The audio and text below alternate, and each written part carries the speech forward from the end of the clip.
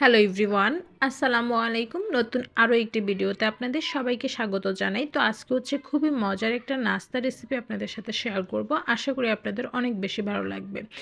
তো নাস্তাটা তৈরি করার জন্য এখানে আমি 2 কাপ ময়দা নিয়ে নিয়েছি, দিয়ে দিব 2 টেবিল চামচ চিনি, দিয়ে দিব খুবই সামান্য একটু লবণ, দিয়ে দিব 2 টেবিল চামচ গুঁড়ো দুধ, দিয়ে দিব 2 চা চামচ ইস্ট।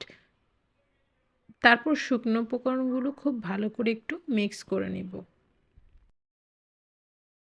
মিক্স করা হয়ে গেলে এখানে আমি একটা মগে হালকা কুসুম গরম পানি নিয়ে নিয়েছি। পানিটা কুসুম গরমই নিতে হবে, খুব বেশি গরম পানি নেওয়া যাবে না। তো হালকা কুসুম গরম পানি দিয়ে আমি একটা ডো তৈরি করে নিব।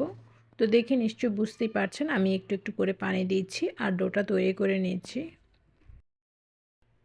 তো ডোটা তৈরির এই পর্যায়ে আমি এখানে অ্যাড করে দিয়েছি 1 টেবিল চামচ ঘি। অবশ্যই ঘিটা ব্যবহার করার চেষ্টা করবেন, এতে খুব সুন্দর একটা স্মেল আসবে।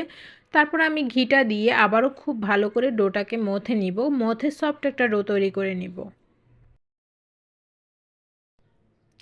তো আশা করি দেখে বুঝতে পারছেন আমার ডোটা কিন্তু তৈরি করা হয়ে গিয়েছে। এখন হচ্ছে আমি একটা বোর্ডের উপর একটু ময়দা ছিটিয়ে ডোটাকে রুটির মতো করে বেলে নিব একটা বেলনের সাহায্যে।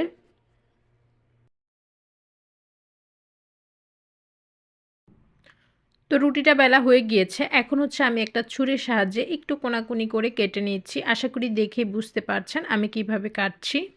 তো এভাবে পুরোটাই আমি কেটে নিব।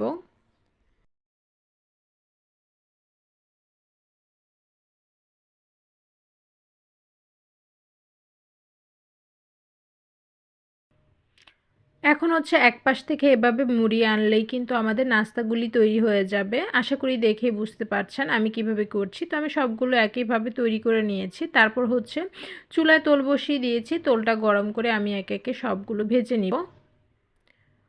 তো দেখতে পাচ্ছেন খুব ভালো করে গরম করে নিতে হবে, কিন্তু চুলার আগুনটা মিডিয়ামে রাখতে হবে। তেলটা গরম করে চুলার আগুনটা মিডিয়াম করে নেবেন।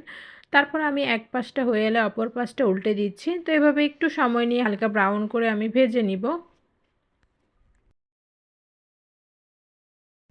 তো আশা করি দেখেই বুঝতে পারছেন ভাজা হয়ে গিয়েছে। এখন হচ্ছে আমি এটাকে তুলে রাখবো, তুলে এটা ঠান্ডা হতে থাকে। এদিকে আমি একটা ক্রিম তৈরি করে নিব। এখানে আমি বাটার নিয়ে নিয়েছি 50 গ্রাম, আর দিয়ে দিব হাফ কাপের চেয়ে একটু সামান্য কম চিনি। চিনিটাকে আমি একটু ব্লেন্ডারের সাহায্যে গুঁড়ো করে নিয়েছি। এখন হচ্ছে একটা হ্যান্ড বিটারের সাহায্যে আমি হচ্ছে একটু বিট করে নিব।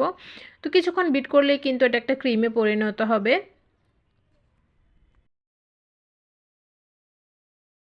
তো দেখে নিশ্চয়ই বুঝতে পারছেন ক্রিমটা তৈরি করা হয়ে গিয়েছে। এখন হচ্ছে আমি কেক ডেকোরেশনের জন্য যে নজল ব্যবহার করে একটা নর্মাল নজল নিয়ে নিয়েছি।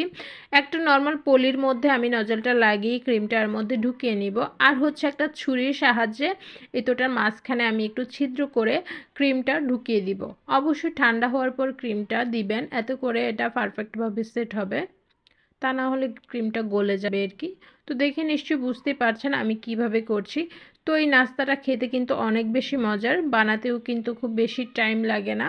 তো আশা করি আপনাদের ভিডিওটি ভালো লেগেছে। ভালো লেগে থাকলে অবশ্যই লাইক, কমেন্ট অ্যান্ড শেয়ার করতে ভুলবেন না।